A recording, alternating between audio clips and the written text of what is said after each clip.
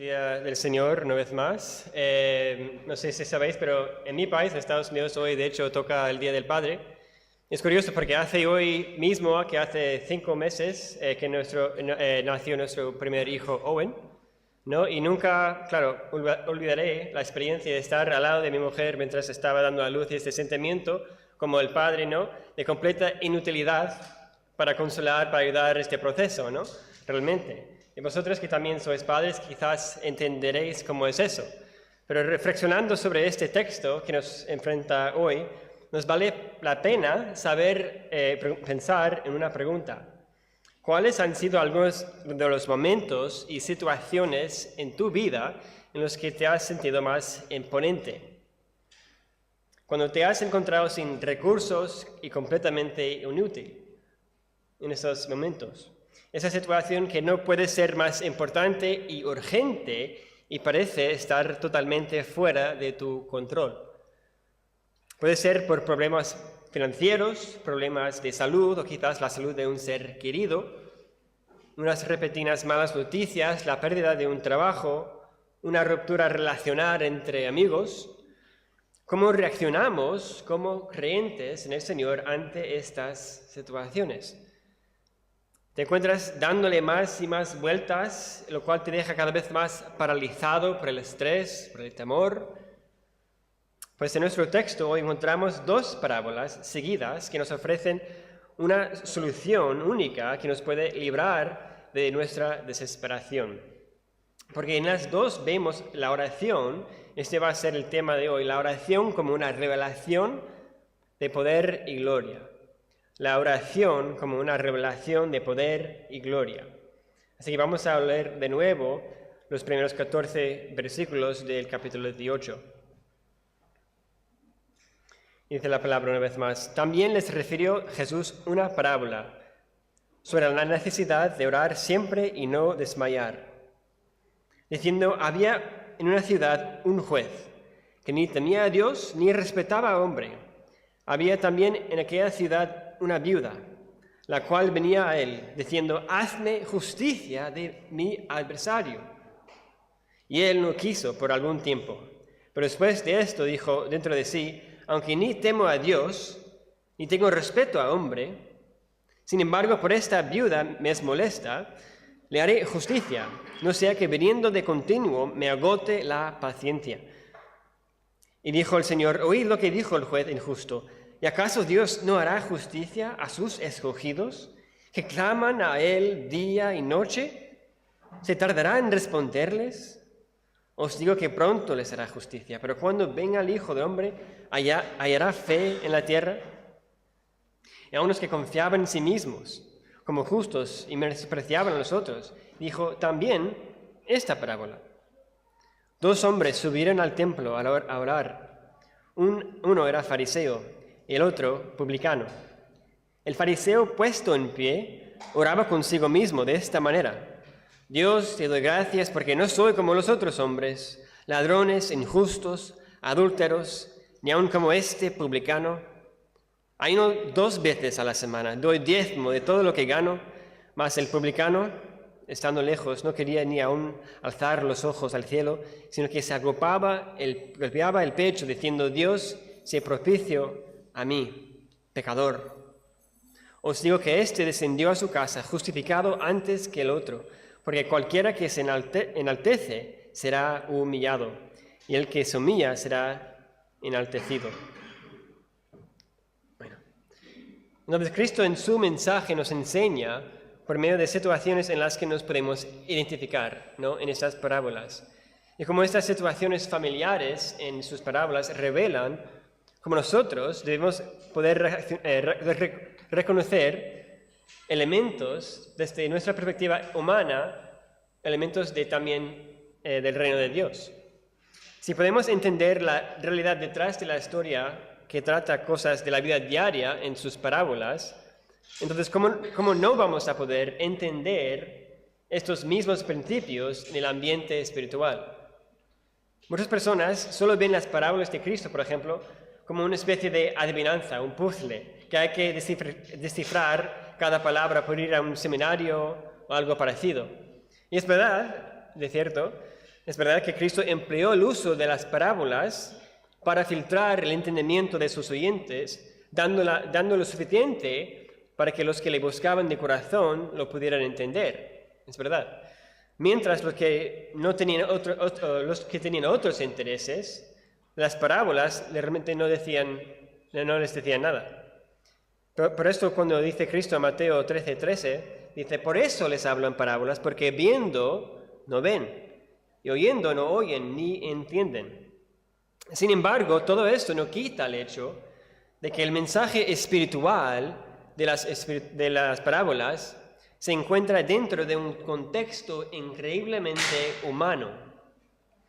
Cristo utiliza situaciones familiares e identificables para sus oyentes. Por esta razón había varias reacciones por la parte de los oyentes mientras se iban identificándose con las personas de las parábolas. Lo cual significa que las parábolas no son necesariamente códigos secretos. Cristo está hablando tanto a personas cultas como a personas sin ningún tipo de educación. Por lo tanto, su lenguaje es simple y no muy difícil de captar el hilo de estas narrativas. Esas parábolas nos llevan a reflexionar sobre nuestra experiencia humana y por ellos nos hacen entender cómo estas experiencias nos facilitan entender quién es Dios y cómo es su reino. Cristo entonces usa lo común para conectarnos al espiritual. Emplea lo ordinario para conectarnos a lo extraordinario. Es decir, usa lo natural para revelarnos lo que es sobrenatural, lo que es humano para comunicarnos lo que es divino. Esta es su maestría de enseñanza, porque la manera que enseña simplemente es una manifestación de su propia encarnación, ¿no? Al envolver una realidad divina en una realidad humana. Y lo curioso es que estas dos parábolas, que no es siempre el caso, en estas dos parábolas, como dice Matthew Henry, Cristo deja la llave en la puerta, que dice el propósito de las parábolas desde el principio. Vemos Cristo tratando dos extremos de dos peligros en esta mañana. En la primera parábola de la viuda y el juez, vemos en el versículo 1 que se trata de la necesidad de orar siempre y no desmayar. Luego, al empezar la siguiente parábola, dice en versículo 9, se dirige a los que confiaban en sí mismos como justos y menospreciaban a los otros. Y lo que vemos es que en la primera parábola el Señor nos presenta con alguien que se ve totalmente dependiente del juez. En la segunda parábola, Cristo se dirige a los que no se ven dependientes de nadie y vienen con una confianza falsa en sí mismo. En las dos enseñanzas vemos este tema de la oración. Y vemos que en nuestra vida de oración existen estos dos peligros. Entre llegar a estar desesperados y dudar de la importancia de la oración, hasta el otro extremo de llegar a ser arrogantes y orgullosos, confiando en nuestra propia religiosidad, nuestra propia reputación. Y lo que vemos en medio de estos dos extremos, según las parábolas, es lo siguiente: la única confianza en la oración que puede protegernos, tanto de la desesperación como la arrogancia orgullosa, es una confianza arraigada en el mismo ser de Dios. Por ejemplo, vamos a ver la primera parábola. Nos presenta una viuda que clama una y otra vez a este juez que le haga justicia. Ella ha sido la víctima de injusticia, está determinada a clamar al único recurso que hay. En este caso, ese recurso resulta ser este juez que no tiene ni el más mínimo interés en ayudarle a ella ni a nadie. Es difícil entender en nuestros días la mentalidad de una viuda del primer siglo, desde luego. Dice otro comentarista de esto: como una mujer sin esposo u otro pariente varón para presionar su caso, la viuda no tiene influencia legal y no tiene nada más que la razón de su parte. Ella busca justicia, no venganza, contra un adversario legal que está explotando su vulnerabilidad social. Así que ella, por entender que no había en ella misma nada para poder ayudarse, Lo que sí que puede hacer es dedicarse y entregarse completamente a clamar al único que puede darle lo que ella nunca podría conseguir por ella misma. Y al final, como hemos visto, leemos en versículos 4 y 5, y él no quiso por algún tiempo, pero después de esto dijo dentro de sí, aunque ni temo a Dios, ni tengo respeto a hombre, sin embargo, porque esta viuda me es molesta, le haré justicia, no sea que viniendo de continuo me agote la paciencia. Entonces ella se mantuvo persistente y así logró hacer que el juez le ayudara. Y si un hombre malvado como este juez concede su petición desde su propia inconveniencia y interés propio, ¿cuánto más podemos esperar que un Padre perfecto, un Dios perfecto, nos responderá desde su propio amor? Ella acude a él, ¿por qué? Porque es el juez, y punto. No era porque tenía ninguna disposición de ayudarla, solamente porque era él el juez. Y la oración es parte de nuestro respirar diario. No es algo que medimos su valor por los efectos que observamos. La oración no merece la pena porque consigue lo que buscamos, sino merece la pena porque Dios es Dios. Él no es solo capaz de ampararnos como este juez, sino a Él le complace escuchar, a Él le complace cuidarnos como sus propios hijos. Y podemos olvidar muchísimas cosas, pero no debemos olvidar nunca quién es Dios. Cuando a través de la oración el Espíritu Santo nos ilumina nuestras mentes y almas para ver la belleza de quién es este Dios, nos humilla al punto que lo único que queremos hacer es morar con todo nuestro ser en su gloriosa presencia. Tal como dice David en el Salmo 27, ¿no? Una cosa he demandado a Jehová, esta buscaré, que esté yo en la casa de Jehová todos los días de mi vida para contemplar la hermosura de Jehová, para inquirir en su templo. Por esta razón, la oración, en medio de los tiempos más difíciles, es una revelación de poder y gloria. En los tiempos en que estamos completamente agobiados por nuestra propia impotencia y incapacidad para cambiar nuestras situaciones, es aquí donde encontramos un refugio de gozo. Y esta confianza es lo que puede hacer posible lo que parece ser imposible. En medio de la aflicción o la injusticia, como esta viuda, acudimos a Dios no para que Él nos dé una paz superficial y efímera, sino acudimos a Él para que Él mismo sea nuestra paz. Él mismo es el príncipe de paz, es el shalom que anhela realmente nuestras almas. Y por arraigar nuestra confianza en quién es Él, sea cual sea nuestra situación, en Él experimentamos aquella paz que sobrepasa todo entendimiento. Y por esto volvemos una otra vez a Él en oración. ¿Por qué? Porque entonces hemos de orar siempre y no desmayar. Entonces, es porque sabemos quién es Él, que no solo puede respondernos, sino quiere ayudarnos y quiere escuchar de nosotros. Dice el versículo 7, ¿acaso Dios no hará justicia a sus escogidos, que claman a Él día y noche? ¿Se tardará en responderles? Os digo que pronto les hará justicia. Nosotros simplemente no seguimos clamando a Dios en oración para recordarle como si Él se pudiera olvidar de nosotros, de nuestras situaciones, y por eso tenemos que recordarle constantemente. De ninguna manera, sino que seguimos persistentes en la oración por ser sus escogidos. La oración continua es el resultado de la propia obra de Dios en nosotros primeramente, la cual nos hace acudir a Él en todo momento. Como dice el puritano Thomas Brooks, la oración, dice, no es otra cosa que exhalar delante del Señor lo que primero fue inspirado en nosotros por el Espíritu Santo. Entonces, acudimos a Él en la oración continuamente, no porque tenemos que no nos va a responder o va a olvidar, sino porque tenemos la plena confianza que nos va a responder, que nos escucha con una atención completa. ¿Por qué entonces no venimos, tú y yo, por qué no venimos y acudimos a aquel que ha prometido respondernos y socorrernos. Somos, dice, sus escogidos. Él ha comenzado en nosotros la buena obra. ¿Acaso nos abandonará? Aunque nosotros sí le abandonamos a Él una y otra vez por ser negligentes en la oración, Él nunca, dice, nunca abandonará a sus elegidos. Como dice el Salmo 100, versículo 3, reconoced que Jehová es Dios, Él nos hizo y no nosotros a nosotros mismos, pueblos suyos somos, ovejas de su prado.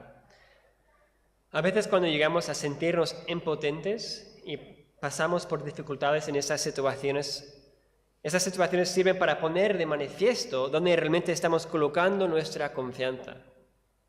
Y por lo tanto, estas situaciones son sumamente útiles para poder examinar con la mayor claridad.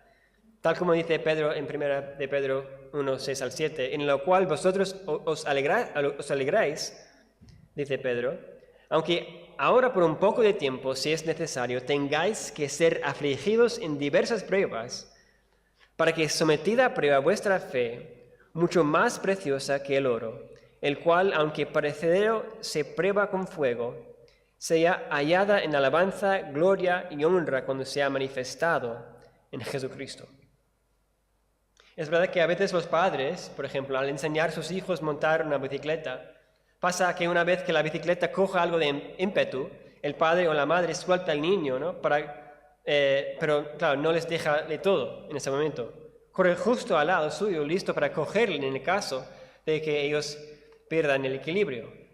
Y eso es lo que muestra al niño si de verdad está progresando o no en poder montar esa bicicleta. Y es parecido con nosotros. Dios quiere vernos crecer, vernos producir frutos y sobre todo conocer y confiar más en quién es Él. Y a veces en su propia sabiduría parece que ha soltado la bicicleta.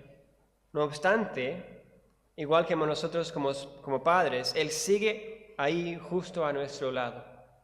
El padre o madre no se distrae por nada en ese momento.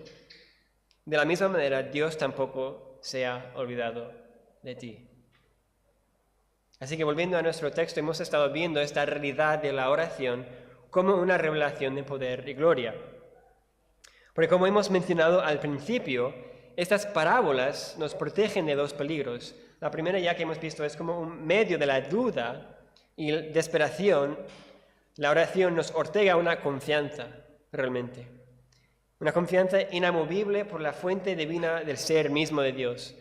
Y reconocer quién es Él es suficiente para darnos aquella paz y aquella estabilidad, aun en medio de las tormentas más feroces en la vida. Ahora Cristo presenta al otro extremo el otro peligro que nos enfrenta en nuestra vida de oración. Y leemos en versículo 9. A unos que confiaban en sí mismos como justos y menospreciaban a los otros, dijo también esta parábola. Así que ya que hemos visto cómo nuestra completa incapacidad nos puede llevar a abandonar la oración, por lo tanto, nuestra única esperanza práctica real, ahora vemos como al llegar a confiar en nosotros mismos o convencernos que somos suficientes en nosotros mismos para ser justos ante Dios, es tan destructivo como abandonar la oración por completo. Puede que según nosotros tengamos una vida de oración espectacular. Estamos orando todos los días con nuestra familia en la iglesia. ¿No es eso suficiente?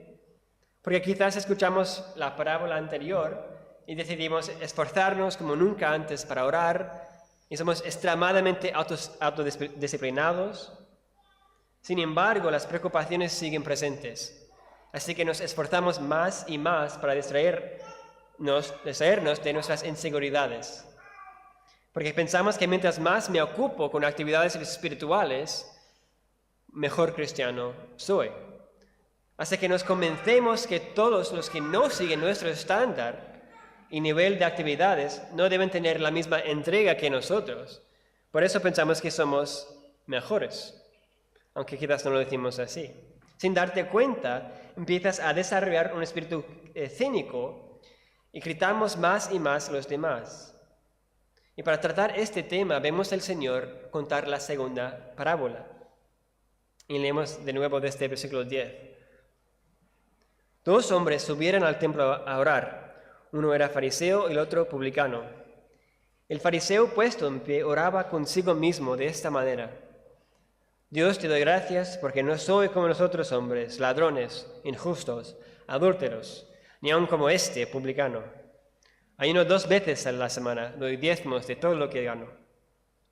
Mas el publicano, estando lejos, no quería ni aun alzar los ojos al cielo, sino se golpeaba el pecho, diciendo: Dios, sé propicio a mí, pecador.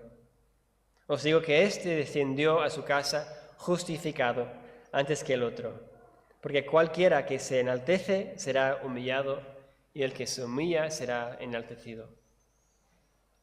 Había poca gente dentro de la comunidad judía del primer siglo tan despreciada como los publicanos. Para los judíos, los publicanos eran aquellas ratas que recorrían a traicionar hasta su propio pueblo simplemente para ganar un poco de dinero.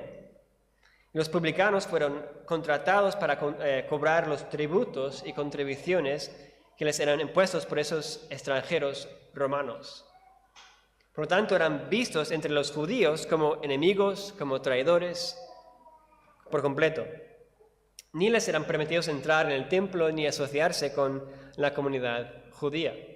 Y muchos, ya que eran vistos como enemigos, no tenían nada que perder, por lo cual era extremadamente común entre ellos extorsionar excesivamente a los ciudadanos. En esta parábola vemos un fariseo, es decir, un líder religioso, que venía a hacer lo que sería rutinario para él. Venía a hacer lo que siempre hacía según su costumbre y está pensando en lo afortunado que es, ya que los fariseos así pensaban, ¿no? ¿No tengo yo el derecho de estar orgulloso de mis logros? Y por lo tanto sus oraciones se vuelven sobre sí mismo. Aunque podemos criticar la actitud de este fariseo, ¿no es siempre mucho más fácil hacernos sentir mejores nosotros mismos al acordarnos del otro grupo, de esa otra persona? ¿Cuántas veces escuchamos frases tal como: bueno, yo no soy perfecto, pero por lo menos no soy como fulano? Así callamos y hacemos dormir más y más en nuestro día a día nuestras conciencias, ya que ejemplos malos en nuestra vida siempre serán fáciles de encontrar. Porque mientras este fariseo oraba así de pie al frente del templo, donde seguramente todos le podían ver, había, según la parábola, un publicano lejos que ni se atrevía a acercarse mucho y ni podía levantar la cabeza. Y no tenía palabras elocuentes ni un discurso largo, y solo logra expresar una simple frase. Dice: Dios, sé propicio a mí, pecador. Cuando tú y yo nos encontramos en una situación en que sentimos impotentes o desesperados, siempre estamos tentados a pensar: si solo estuviera fuera de esa situación, habría paz en mi vida. Sin embargo, puedes tener tu vida tal como siempre has soñado, una vida tal como vemos en todas las redes sociales, donde todo parece ser perfecto, sin fallo alguno. Sin embargo, todo eso no significaría nada si tu corazón está lleno por todo eso de orgullo, de un egoísmo. Nuestras propias buenas obras pueden convertirse, de hecho, en nuestra propia ruina al hacerlas ídolos. Nuestras buenas obras y aún nuestro estudio de la palabra dan gloria a Dios siempre y cuando sean una reacción al experimentar la gracia y el perdón de Dios. Pero cuando intentamos, como este fariseo, usar nuestro comportamiento como un revestimiento para destacarnos a nosotros y no dar gloria a Dios, todas nuestras obras se vuelven veneno y un olor desagradable al Señor. Como si intentaras poner colonia sobre un cadáver podrido. Lo que nos dicen las Escrituras es que nuestras mejores obras, hechas no conforme al Espíritu Santo, sino por nosotros mismos, son trapos de inmundicia. Y lo único que podemos traer al Señor en la oración son nuestras manos vacías. Por eso, tanto en la primera parábola como en la segunda, Cristo usa como ejemplo una viuda indefensa y un publicano. para mostrarnos que es solo por tener manos vacías delante del Dios que podemos aferrarnos verdaderamente a Él. ¿Y no es esto entonces la esencia de lo que llamamos la fe? Al decir que somos salvos a través de la fe, no estamos diciendo que por crear en nosotros algo que se llama la fe, Dios nos da la recompensa de la salvación. Ese no es el sentido de la fe, sino la fe es lo que vemos aquí, una postura tal como un mendigo con las manos vacías, reconociendo que solo Dios es capaz por gracia de salvarnos. Pero todo esto solo puede ser posible como el resultado de la oración como una revelación de poder y gloria.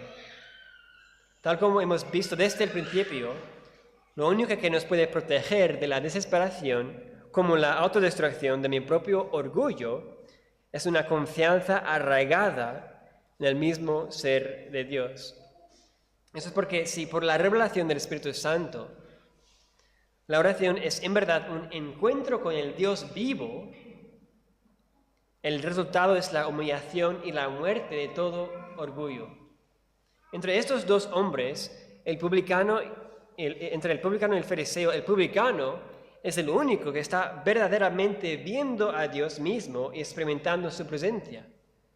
Mientras que el fariseo solo se está enfocando en sí mismo y sus logros, y por lo tanto es incapaz de experimentar y ver la aplastante santidad de Dios, del Dios de gloria. Y si de verdad contemplamos Dios tal y como es, no tendremos más remedio que temer y darnos cuenta de nuestra tremenda indignidad. Por eso, cuando el profeta Isaías, en su hermosa visión en Isaías 6, versículo 5, en esa hermosa visión, al contemplar a Dios en toda su gloria, ¿acaso está recordando su reputación como uno de los profetas más importantes y sus obras que ha hecho para Dios? Sino dice en Isaías 6:5, entonces dije, ¡ay de mí, que soy muerto! Porque siendo hombre inmundo de labios y habitando en medio de un pueblo que tiene labios inmundos, han visto mis ojos al Rey, Jehová de los ejércitos. Entonces, ¿cuál de estas dos oraciones en nuestra parábola se parece más a la reacción de Isaías? La del publicano. Y eso nos debe hacernos meditar sobre nosotros mismos. ¿Qué dice tu postura en la oración sobre tu experiencia actual con Dios? ¿Vienes con el corazón temblando y a la vez gozoso? ¿O es la oración una rutina más en tu vida? No empieces a orar sin pensar, como si estuvieras realizando alguna actividad más. Como dijo John Bunyan, el puritano inglés, cuando oras, mejor es que esté tu corazón sin palabras que tu palabra sin corazón.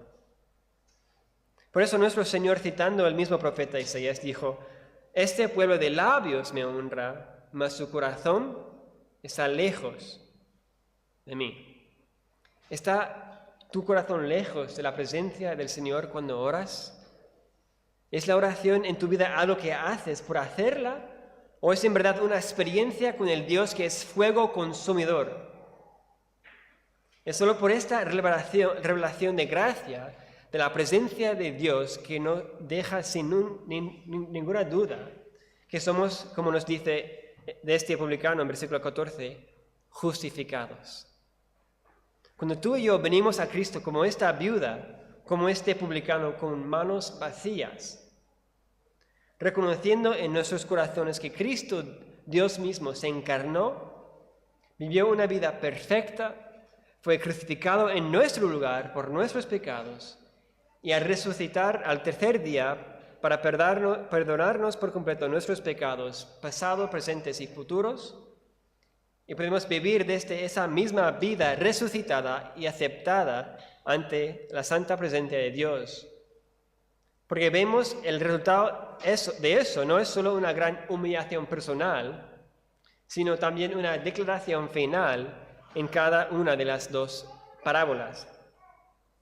¿Estás desesperado con ansiedad sin ayuda alguna? Entrégate por lo tanto, enteramente a la oración con la confianza arraigada en el Señor, porque eres declarado, según versículo 7, escogido. Al morar en la presencia del Señor te darás cuenta que eres mucho más pecador de lo que te diste cuenta y que Dios es infinitamente más santo y misericordioso de lo que jamás entenderás. Pero regocíjate porque tal como nos dice Cristo en versículo 14, has sido declarado justo en Cristo.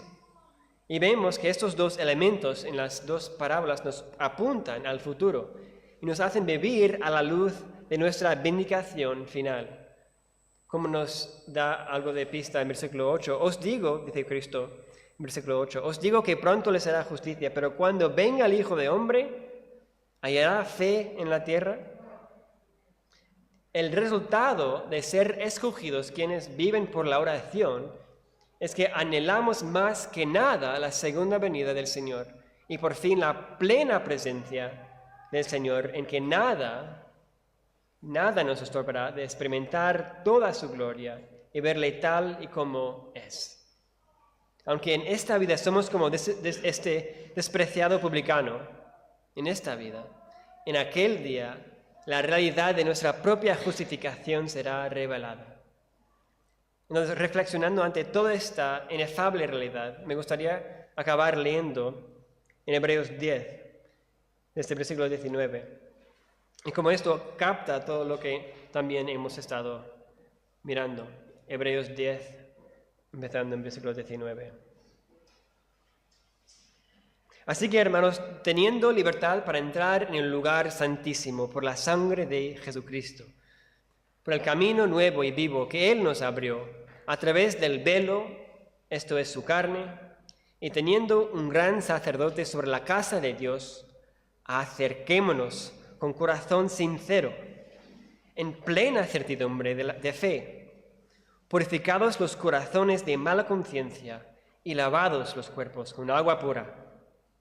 Mantengamos firme sin fluctuar la profesión de nuestra esperanza, porque fiel es el que prometió.